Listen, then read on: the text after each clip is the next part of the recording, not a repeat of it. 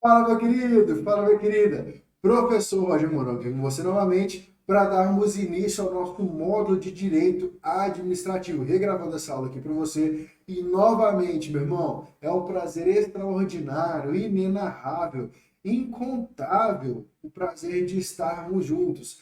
Para quem não me conhece, professor Roger Mourão, atualmente policial penal, e por esta razão, é realmente um prazer extraordinário, é uma satisfação muito grande. Eu falo por mim, para o professor Caldeira especificamente, de estarmos juntos nesta ocasião. Qual que é a ocasião, professor? Que eu vou te ajudar, que nós te ajudaremos, tá? A realizar o seu sonho, a galgar o seu tão sonhado cargo público, tá? E chegar e conhecer essa instituição que é realmente extraordinária. É uma realização, uma satisfação muito grande. Nós, enquanto policiais penais do estado de Goiás, né, a melhor polícia, dizemos assim, a melhor polícia penal do Brasil, tá? Quiçá do mundo. E te ajudarmos a chegar e ter essa satisfação, ter essa realização pessoal que nós temos de estar aqui, beleza? Meu querido, professor Roger Mourão aqui, o seu professor de Direito Administrativo, estaremos juntos nessas disciplinas, beleza? Estaremos juntos no direito administrativo, talvez ali algumas legislações especiais. Olha só, principalmente a parte de direito de execução penal, muito provavelmente estará comigo, ok? Olha só, primeiro tópico do sistema edital foi o edital de 2019 da Polícia Penal do Estado de Goiás. O que trouxe no primeiro tópico dentro do direito administrativo? Veio noções de organização da administração pública. O que quer dizer isso, professor? Quando fala aqui, ó, em noções de organização da administração pública, eu tenho toda aquela noção de trazer aquela parte introdutória que fala de Thomas Hobbes, Montesquieu, toda aquela parte introdutória do direito, né? Quem já cursou direito aí sabe muito bem do que eu estou falando. Todo acadêmico de direito ali no primeiro período tem que ler o livro do Príncipe, né? Os livros de Thomas Hobbes, Montesquieu, as partes introdutórias do direito para onde passa ali o poder do povo, né, para o Estado, para que o Estado seja o garantidor dos seus direitos, beleza? Olha só, então quando falamos em noções de organização administrativa, vou colocar o slide na tela para a gente fazer essa introdução, para te passar essa orgânica da administração pública e entrando efetivamente em administração pública direta, indireta, centralizada, descentralizada, concentrada e desconcentrada, no nosso próximo tópico, ok? Olha só, então slide na tela para você, para darmos início aqui ao nosso modo de direito administrativo. Está aqui, ó, o Instagram do professor, Roger Mourão, Roger Mourão. Até organizar aqui minha borrachinha. Olha só, Roger Mourão com dois Os no final. Por que isso aqui, professor? Volte aqui com o professor, olha só. Cadê? Veio aqui. Por que isso aqui, professor? Lá, já te adianto, lá eu posto semanalmente vários, e vou começar a postar, na verdade, até na publicação digital, diariamente. Mas ainda estamos semanalmente vários materiais gratuitos, inclusive vários materiais elaborados por mim, produzidos com jurisprudência, com questões, com a parte doutrinária, com a parte legal, né, com a parte do direito positivo, as leis propriamente ditas. O material para quê? Para acrescentar e te ajudar nesse processo de ensino-aprendizagem, beleza? Então segue lá o professor, se for postar sua foto, posta, marca, dá essa força lá, dá essa moral pro professor, e já clica nos links que tiverem, que eu sempre posto materiais gratuitos, clica, baixa e vai estudar para acrescentar no seu conteúdo. Vou começar a postar, inclusive, não só do direito administrativo, mas em algumas disciplinas que realmente são de grande relevância do seu concurso, beleza? Na tela, então, novamente para você, olha só. Voltamos aqui e veio para a tela do professor. E aí eu acrescento agora noções de administração pública ou noções de organização de administração pública. Quando eu começo a falar, olha só, quando eu começo a falar em noções de organização da administração pública, volte aqui comigo. Eu falo, como eu disse para você, eu volto lá no início do Estado, início da sociedade, época feudal, época do feudalismo, ali anterior como diz os doutrinadores, ao glorioso século XVIII, anterior ao século XVIII, ali na parte do feudalismo, do absolutismo propriamente dito. Professor, beleza, o que é absolutismo? Eu gosto de história, e se não gosta, vai gostar porque é uma história bem interessante. Olha só, o que é absolutismo? Absolutismo era o poder concentrado na mão do monarca, na mão do rei. Para quê? Para que ele regulasse ou organizasse o interesse de grupos, pode-se assim dizer, de grupos da sociedade. A conceituação jurídica o professor traz para você na tela, olha só. Na tela aqui, veio. Quando se fala em absolutismo, é uma forma de governo, olha só, que ela preservava o poder absoluto, como eu disse para você, na mão do monarca, tá? Ela surgiu para atender, como eu disse, as demandas ou os interesses, pode assim dizer, da nobreza feudal e da burguesia mercantil, ou fala-se de mercadores, tá? O absolutismo ele foi uma das formas de governo, foi neste período a forma de governo muito comum lá na Europa entre os séculos XVI, tá? Entre os séculos XVI e XIX, beleza? Defendeu a teoria do poder absoluto do rei, tá? Sobre toda a nação. O rei, o monarca, ele tinha, volte aqui com o professor, ele tinha o poder absoluto, mas ele deliberava esse interesse de grupos específicos. Professor, é o que nós temos hoje no Brasil? É o que nós temos no Brasil? Não. Nós temos a República, tá? Nós temos o Brasil República, o Brasil presidencialista, diferente desse absolutismo. Aí, lá no século XVIII, por isso que os doutrinadores falam glorioso século XVIII, lá em século XVIII surgiu o Barão de Montesquieu, tá? Com a sua teoria da tripartição ou separação dos poderes, que inclusive é o que vige até hoje em várias nações, inclusive na nossa nação, no Brasil. Tá? A tripartição, a separação dos poderes, inclusive está previsto lá no artigo 2º da nossa Carta Maior da Constituição Federal, que lá fala: os poderes são independentes e harmônicos entre si. O executivo, o legislativo e o judiciário, beleza? E nós entramos aqui numa breve introdução acerca do Barão de Montesquieu. O professor coloca na tela para você, vamos lá. Olha só. Quando ele fala em Charles, o nome dele é Charles Louis, né? Nome estrangeiro, Charles Louis de Secondat, mais conhecido como o que, professor? Para nós aqui, do direito, para nós, no Brasil, Barão de Montesquieu, ou simplesmente Montesquieu, tá? Ele foi um filósofo, ele foi um escritor, ele foi também político, tá? Iluminista lá da França. Ele viveu, como diz os doutrinadores, no glorioso século XVIII. Ele tido como um período de grande crescimento. É justamente por isso que ele fala, olha só, o glorioso século XVIII, porque foi um período de grande crescimento, olha só, intelectual da Europa, sobretudo lá na França, tá? Que é a terra do Charles Louis, né? Tem que fazer o biquinho para falar aqui o nome em francês. Louis, não sai não. Mas vamos lá.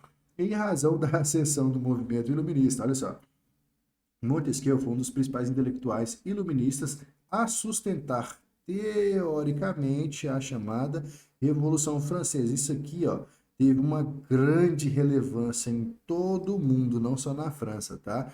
Lá no século XVIII, a Revolução Francesa. Inclusive, a partir daí, a tripartição dos poderes, e é o que vige hoje no Brasil. Olha só. Que aconteceria lá em 1789, 34 anos após a sua morte, beleza? A principal contribuição dele para a filosofia política que fundamentou a Revolução para toda a organização política posterior foi a ideia do que, professor? Tripartição dos poderes do Estado, distribuídos na mão do povo, beleza? Volte aqui com o professor. O que quer dizer isso, professor? Ele foi o precursor, ou foi uma das mentes, porque tem várias veias históricas, tá? Várias menções históricas. E temos outros influenciadores acerca disso, mas ele foi o mais relevante, né, historicamente dizendo, acerca, inclusive para as questões de prova, para quem, como eu disse, já cursou direito, cai acerca dele na tripartição dos poderes. Ele é realmente o mais relevante na conceituação histórica. Então, o que foi a influência que ele trouxe, inclusive após a sua morte, a Revolução Francesa? A influência dele, que ele defendeu bastante, foi realmente a separação dos poderes. Aí não só como no absolutismo, o poder era na mão do rei, do monarca, ele queria o contrário disso, ele queria separar os poderes, o executivo, o legislativo e o judiciário, ou seja, o povo poder eleger isso, o povo poder escolher os seus representantes, ou seja, o poder estar na mão do povo, que é o que vige hoje no direito brasileiro, beleza? Então ele foi realmente um precursor que influenciou para a Revolução Francesa, que essa revolução influenciou para todo mundo, não só para a França, nesse século XVIII, beleza, meu querido? Algumas de suas principais obras, olha na tela, por exemplo, algumas de suas principais obras, olha só, foram Carta Persa, principalmente essa aqui, que é bastante estudada, né? O professor também teve que fazer resumos, etc., dela lá no primeiro período do curso de Direito, tá? Olha só, avanço para você um pouquinho mais, como eu disse, estava previsto essa influência dele aqui da tripartição, da separação dos poderes, nós temos essa influência aqui positivada, lá no artigo 2º, lá no artigo 2º do nosso texto constitucional, tá? Da Constituição da República Federativa do Brasil. Olha só, são poderes da União independentes e harmônicos entre si o executivo, o legislativo e o judiciário, na ordem correta do que está previsto, legislativo, executivo e judiciário, beleza? Aí eu avanço com você lá para o 60, lá para o artigo 60, também da Constituição Federal, tá? Lá no artigo 60, parágrafo 4º. O que é isso aqui, professor? O que é isso aqui? São as cláusulas pétreas, tá? São as cláusulas pétreas. São coisas, são dispositivos, são direitos que eles não podem ser abolidos, retirados da Constituição. O que é isso, professor? Eles não podem ser eximidos, eles não podem ser retirados. Professor, mas tem uma possibilidade de haver mudança, não tem?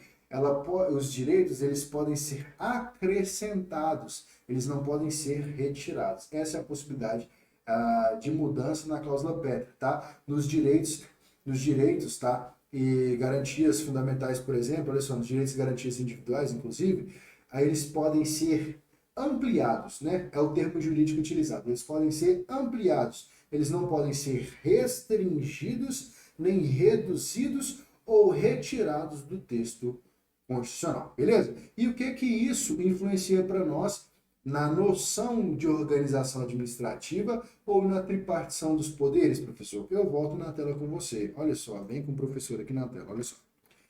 Lá, o que nós temos? Preste atenção. Inclusive, isso aqui vai ser importante logo, logo, quando eu trazer a questão da última prova para você, da prova da Polícia Penal. O que quer dizer isso aqui? Olha só, não será objeto de deliberação a proposta de emenda que tente abolir, tá? Ela fala abolir, beleza?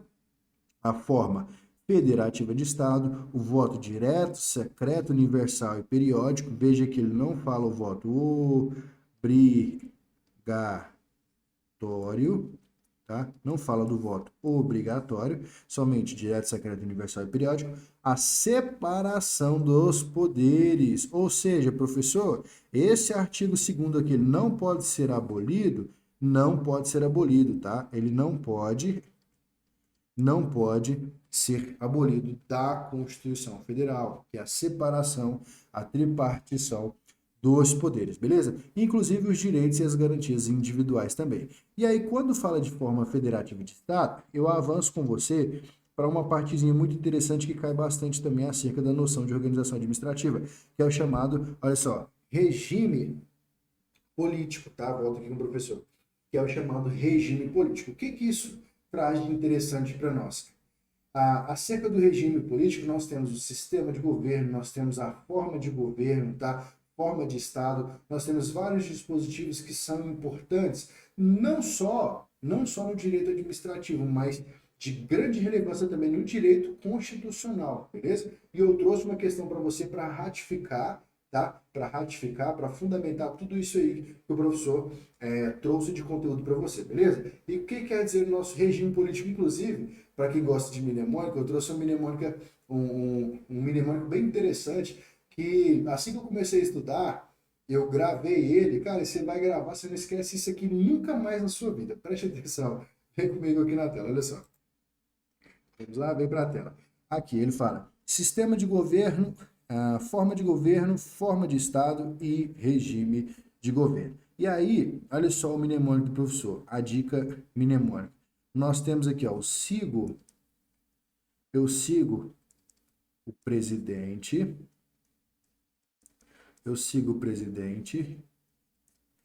eu ponho fogo, ponho fogo na República,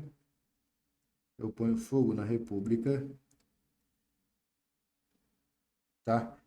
Eu ponho fogo na República. O Estado, quando ele fala de Estado, é uma mnemônica chamada, talvez, bem anarquista, né? O Estado, olha só, o Estado fede, e o rego é o chamado rego democrático.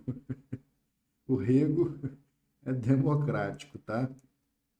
O que que quer dizer isso, professor? Olha só, vou até linkar ela aqui. O que que quer dizer isso, professor? Preste atenção comigo aqui, ó. Vou até mudar a cor da caneta para você entender isso aqui agora. Olha só.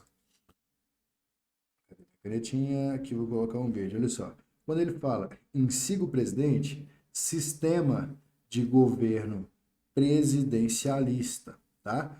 Fogo na República. Olha só, forma de governo, FOGO, fogo, forma de governo, república. Faltou aqui, né, um acento. Forma de governo, república. Forma de Estado, federativa. Aí coloca só o Estado, ou seja, você lembra que é forma de Estado. Fed de federativa, tá? Estado fed, ou seja, forma de Estado federativa ou federação. Já veio algumas questões de prova, tá? E rego democrático, ó, regime de governo democrático, tá? Rego democrático, beleza? Então, volte aqui com o professor, nessa dica mnemônica, cara, há bastante tempo atrás, alguns anos atrás, assim que eu comecei a estudar, eu vi essa mnemônica e achei muito engraçado, pelo rego democrático, pelo Estado Fed e entre as outras. Eu falei, cara, que interessante. E nunca mais esqueci. Talvez seja com você também, você nunca mais vai esquecer por esta razão, porque ela é realmente bem engraçada e fixa na mente da gente, beleza? Então, quando falamos em regime político, nós temos essas formas, tá? Essas possibilidades jurídicas, que é o que vigem no Brasil, no direito pátrio, beleza? E olha só, eu vou avançar com você um pouquinho mais para a gente ratificar tudo isso que eu passei para você com uma questão da prova de 2019, ou seja, a última prova da Polícia Penal, que ainda era o cargo de agente de segurança prisional, hoje policial penal, tá? Do nosso glorioso estado de Goiás. Acompanhe na tela aqui comigo, olha só. Voltamos para a tela. Questãozinha, tá? Salvo engano, na prova de número 4, questão 25. Quanto à organização, olha só, quanto à organização político-administrativa do Estado brasileiro, a administração pública assinala a alternativa correta, tá? Quando ela fala aqui, olha só, no federalismo brasileiro é admissível a separação do Estado-membro mediante emenda constitucional aprovado por um quórum de 2/3, consagrado denominado direito de secessão. Aí eu já te adianto a situação. No federalismo brasileiro não é admissível o direito de secessão, o que torna a nossa alternativa errada. Volte aqui um pouco mais o slide, olha só. O que não pode abolir? A forma federativa de Estado, tá? No direito de secessão, o Estado-membro, olha só, ele pode deixar de ser o Estado-membro da federação e virar um Estado unitário, ele sozinho? Não pode, inclusive, vote com o professor, inclusive é uma cláusula pétrea, ou seja, não é admitido no federalismo, não é admitido no direito brasileiro o direito de secessão. Beleza, meu querido? Sem mistério? Até aí tudo bem, como ela é a correta, não é a nossa alternativa. Vamos para a próxima, olha só. Veio para a tela aqui, vamos para a próxima. Os Estados-membros possuem autonomia e capacidade de normatização própria, ou seja, o Estado também tem um poder executivo, um poder legislativo e um poder judiciário, ou seja, o legislativo dele também pode legislar, ou seja, fazer leis, pode, Tá correto, tá? Então até aqui tudo bem. Os Estados-membros possuem autonomia e capacidade de normatização própria. Ok. Autogoverno tem um executivo? Sim. Autoadministração, nós temos aqui um chefe quando ele fala de autogoverno, nós temos aqui um chefe do executivo, tá? Um chefe do executivo, e quando ele fala de autoadministração, o poder executivo, ele administra todo o Estado membro? Sim, então está correto até então a nossa alternativa, mas vamos achar o erro das outras. Olha só, legalidade, moralidade, impessoalidade, eficácia e publicidade são princípios constitucionais que regem a administração pública. Legalidade, moralidade, impessoalidade, publicidade, sim. Eficácia, não. É eficiência e não eficácia, beleza? É o que torna a alternativa errada. Os cargos e emprego, os empregos e as funções públicas são acessíveis apenas aos brasileiros que preenchem os requisitos legais, sendo vedados estrangeiros, em razão do princípio da soberania mitigada. Volte aqui comigo, rapidinho. Meu professor. Nós temos cargos privativos de brasileiros natos? Sim, brasileiros natos. Ou seja, nascidos na República Federativa do Brasil, ou todas aquelas possibilidades do 12, inciso 1, a linha A, B e C da Constituição Federal, que são os brasileiros natos. Os cargos privativos brasileiros natos estão lá no 12, parágrafo 3º, tá? Olha só. Então, nós temos a possibilidade de cargos privativos para brasileiros natos. Mas nós temos a possibilidade também de cargos públicos para brasileiros naturalizados, teremos também. Ou seja, se não são os cargos privativos de brasileiros natos, inclusive, lá no 12, parágrafo 3º, que são todos aqueles casos que é minimamente do mp3.com, e nós temos também, falo mais 6, que são 6 cidadãos que são do Conselho da República, tá? O Conselho da República, quando você fala em Estado de Defesa, Estado de Sítio, o Conselho da República, que o Presidente da República ouve, o Conselho da República e o Conselho de Defesa Nacional, aquele Conselho da República, ele tem que ser 6 cidadãos brasileiros natos também, tá? Então são o mp3.com mais 6. Então são todos esses cargos apenas de privativo brasileiro nato previsto na Constituição Federal. Agora, voltando, isso não é interessante para nós agora. Quando ela afirma que os cargos são apenas para brasileiros, inclusive ela fala aqui, olha só, volte a questão de prova, cadê? Quando ela fala apenas para brasileiros que preenchem os requisitos legais. Professor, volte aqui comigo novamente. Eu tenho cargos privativos de brasileiros natos, eu tenho cargos para brasileiros e os estrangeiros também têm a possibilidade de estrangeiros preencherem cargos públicos no Brasil? Sim. Lá na 8.112, que é o Estatuto dos Servidores Públicos Civis da União de suas autarquias, servidores civis federais, né, da União de suas autarquias, e fundação, inclusive, nós temos a possibilidade, 3 possibilidades de um estrangeiro preencher um cargo público. São nas universidades federais, ou seja, instituições de pesquisa, somente na parte de pesquisa, na parte técnica e na parte científica. Nós temos na 8.112. Como virá a 2756 do ano de 2020 para o cargo da Polícia Penal também, que é o Estatuto dos Servidores Públicos Civis do Estado de Goiás e suas autarquias, tá? Que é o que rege hoje por ainda não termos a nossa lei orgânica, rege aqui porque somos realmente servidores públicos, mas somos civis, diferentemente dos militares, que é regido pela 8.033, que é o Estatuto dos Policiais Militares do Estado de Goiás. Então lá também tem essa previsão de estrangeiro preencher cargo público, porque é praticamente uma reprodução obrigatória da 8.112 para a 2756. Tem alguns dispositivos específicos acerca da peculiaridade do Estado, mas ali cada um no seu cada qual, ou seja, cada um na sua peculiaridade. Mas, de modo geral, é uma, entre aspas, uma reprodução obrigatória. Ou seja, onde eu quero chegar com você? Tem possibilidade de estrangeiro, ele não é brasileiro nada nem naturalizado, ele é estrangeiro, preencher cargo público no Brasil? Sim, essas possibilidades que eu falei para você, tá? Pesquisa, técnica, científica, instituições públicas federais, beleza? Faculdades federais, etc. Beleza? Voltando na tela então para a gente matar as últimas alternativas, olha só. A última, na verdade, né? Então essa aqui está fora. O candidato aprovado em concurso público de provas e títulos tem direito subjetivo a nomeação, ainda que o edital não tenha previsto um número específico de vagas. Olha só, depois que nomeia, aí sim ele tem um direito subjetivo, mas antes da nomeação ele não tem um direito subjetivo. A partir do momento que nomeou, gera um direito subjetivo à posse daquele cargo público, tá? Que é inclusive a forma primária de investidura, que é a posse, né? Inclusive está na 2756 também, está na 8112. Já estou adiantando, porque provavelmente eu que ministrar aí para você, e muito provavelmente vai cair, muito provavelmente vai cair isso, essas coisas que eu falei da 2756, também na prova da Polícia Penal, assim como foi na última, tá? Então a gente já adianta os conteúdos. É bastante informação nessa parte introdutória, mas é tudo relevante, é tudo que cai para você, como caiu na última, como tem caído nas outras provas desta natureza, beleza? Então vamos continuar aqui, olha só. Vamos continuar aqui. Voltou, né? Agora o professor está na tela aqui. Então, olha só, como eu falei para você, eu já te adianto porque realmente, perdão, são situações que estarão presentes na sua prova. Beleza, meu querido?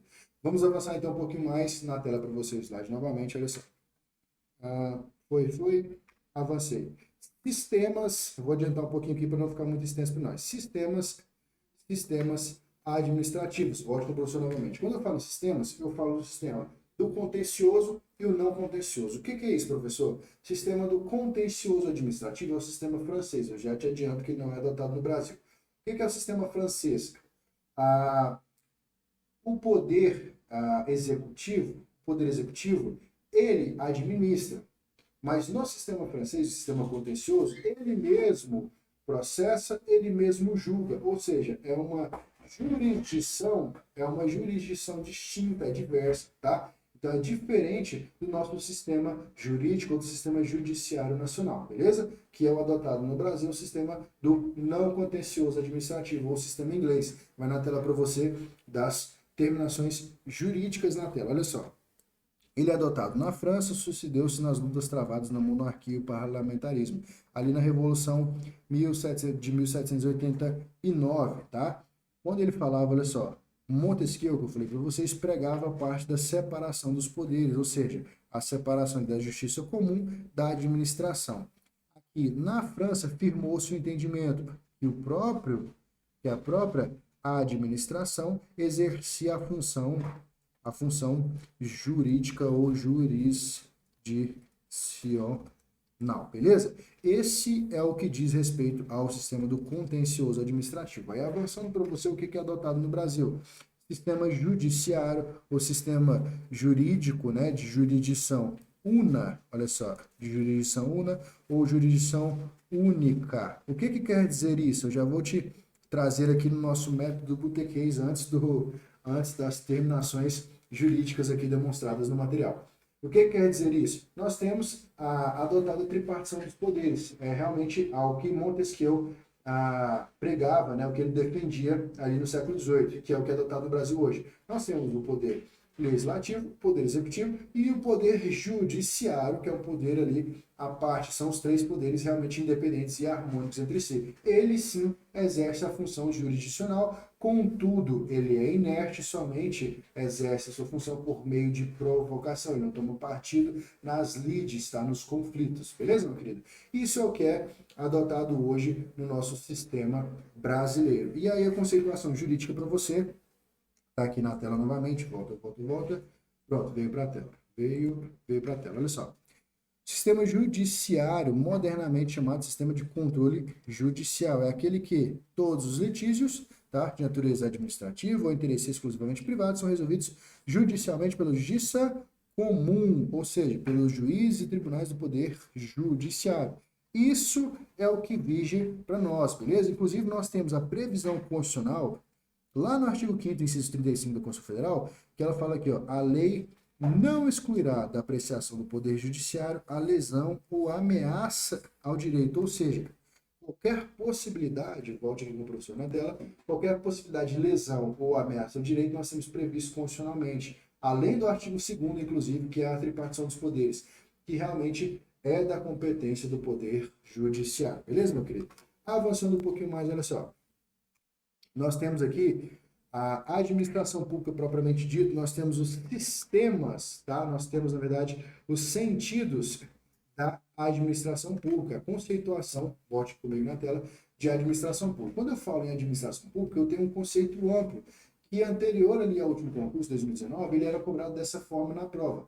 Falava-se na questão, o que é o conceito de administração pública?